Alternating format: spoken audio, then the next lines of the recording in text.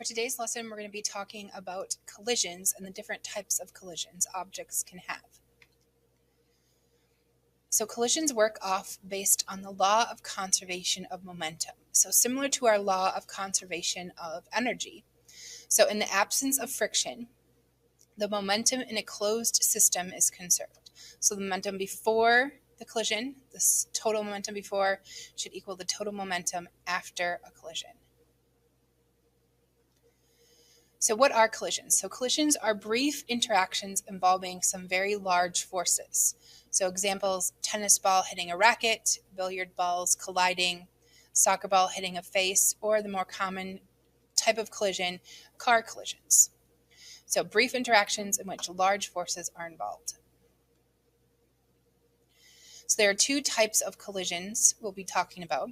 Elastic collisions, here the two objects collide with one another but bounce off. An inelastic collision, the two objects collide and then they stick together and move together afterwards. So an example of an elastic collision would be a baseball hitting a bat.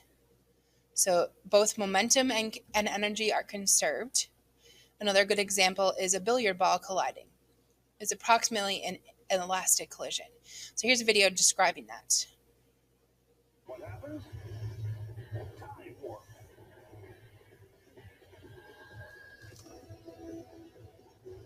A baseball bat is one tough item, but how tough? What really happens when bat meets ball? And why does the bat sometimes break? Even the Time Warp Lab has its limitations, so we decided to pay a house call to another lab. This is the only place in the country where you certify the bats and the baseballs in the major leagues. Welcome to the University of Massachusetts Lowell Baseball Research Center. Here, Patrick Drain will show Jeff and Matt the scientific reason for broken bats.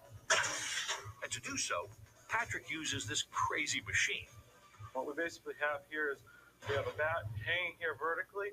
We're going to fire with an air cannon a ball at 160, 180 miles per hour to see what the collision looks like and go from there.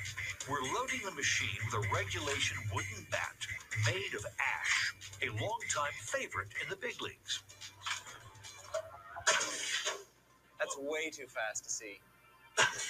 Now to whip some ash, Time Warp style. Okay, that's good for focus. We're all set to fire. You ready? I'm all set up. Okay. At 10,000 frames per second, we can see that regulation hardballs turn into squash balls when they hit the bat. Right here. So you can kind of see where it gets the name elastic. The balls and the bat bounce and then they kind of come back to their original shape, like an elastic band. You stretch it, but it comes back to its shape. So same thing with an elastic collisions. The two objects collide and then they move separately after the collision. Kind of like how the baseball and the bat collide but then move separately. Here you can see the ball is actually starting to wrinkle. Right, it has to go somewhere. That, to me, looks like a fake baseball. Yeah, that's a real Major League Baseball. If I just saw a frozen frame of that, I would think that you really destroyed this ball. This is about a third of the ball compressing almost flat. That would take, 50 or 60 of me standing on top of one of these to make it compress like that. Or a couple cars. Or, we hasten to add, a professional ball player. So the ball's not even as tough as we thought. But that just makes the sight of a splintered bat all the more mysterious. Okay, so elastic collisions, they bounce off, but they come and they move separately after they collide. So an inelastic collision, the two objects are going to collide and then move together after the collision. So they kind of stick together. So a collision, in this type of collision, only momentum is conserved, but not energy. So a good example is two football players during a tackle. So they collide with one another and then they move together, ideally, after a collision. So here's a video describing that inelastic collision.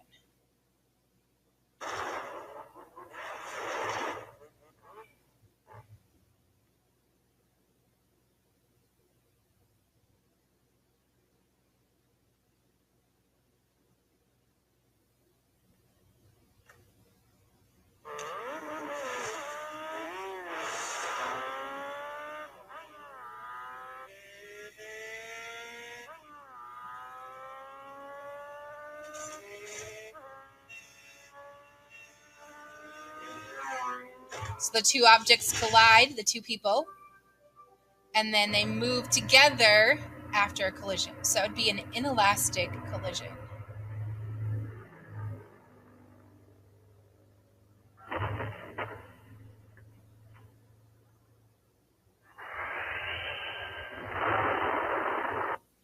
Okay, so the major difference, elastic, they move separate after collision.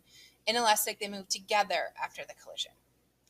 So I'm going to have 10 different examples here, and I want you to figure out whether it's inelastic or inelastic, and write that on the line. So number 1 is a pool ball colliding with another pool ball. So put down your guess.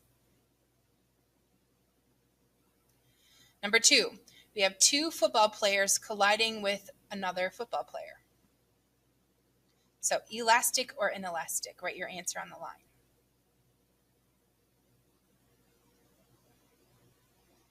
Okay, number 3, a soccer ball colliding with a face. And here's the video.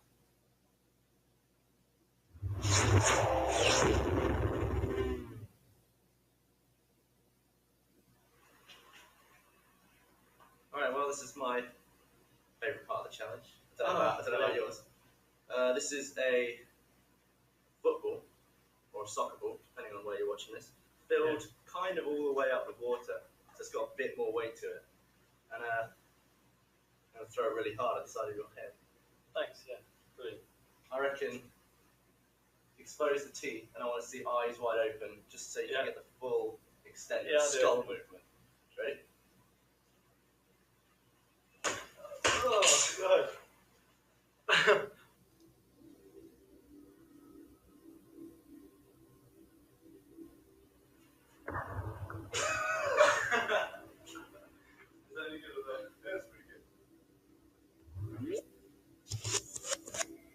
It's like one of those Newton's cradle things. The ball just stops dead and then your head carries on at the same speed. That's ridiculous. Look at this. I reckon. Okay, so write down your guess. Is that an elastic or inelastic collision? Number 3. Okay, number 4, we have a ping pong ball colliding with a water balloon.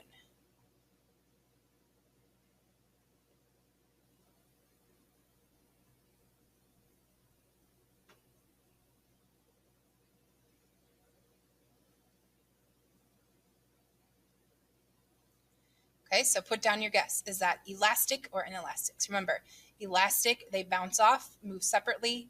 Inelastic, they stick together, move together after they collide. Okay, number 5, a person colliding with a medicine ball.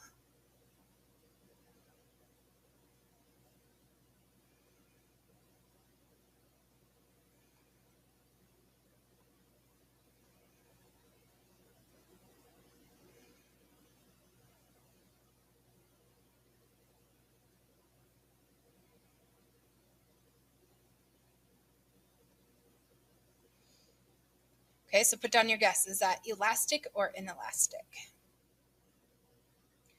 Okay, number 6, we have an asteroid colliding with the Earth.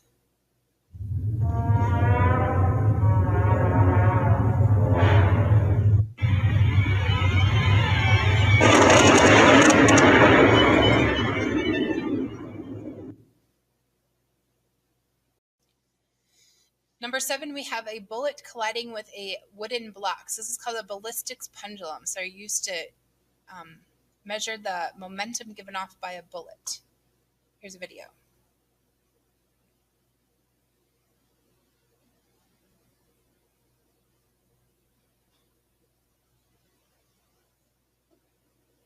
So the bullet gets lodged in the block, and the block then moves after the collision. So elastic or inelastic. Number 8, we have a small car colliding with a large truck, shown in the picture here.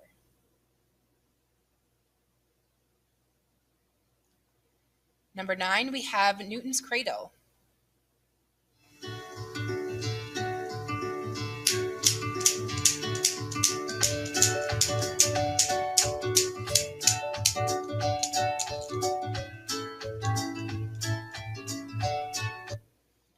And number 10, we have a small car colliding with a large truck. Take 2. So, elastic or inelastic? Okay, let's go back through the answers. So check your work. So number 1, pool ball colliding with another pool ball. That is going to be elastic. So they're going to move separately after the collision.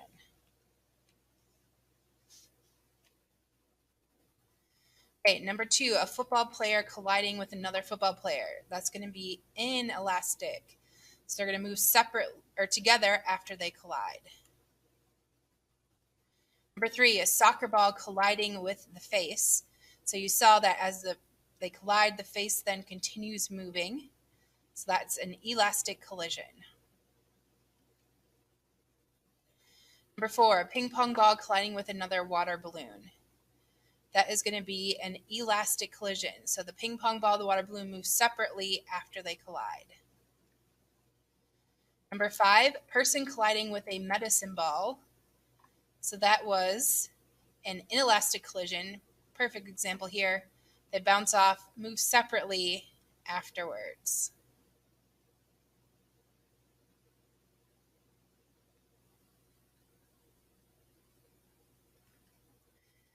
Okay, number 6, asteroid colliding with the Earth. That's going to be an inelastic collision. So once they collide, they're going to move together afterwards. Number 7, a ballistic pendulum. So the bullet and the block move together after they collide. So that's an inelastic collision. Number 8, a small car colliding with a large truck. After they collide, they move separately. That's going to be an elastic collision. Number 9, one ball hitting another ball with Newton's cradle. So once they collide,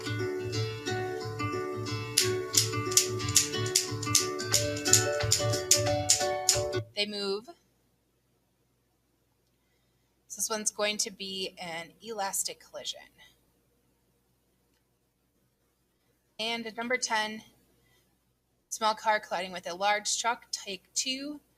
So they're going to move together after a collision, so that would make it inelastic.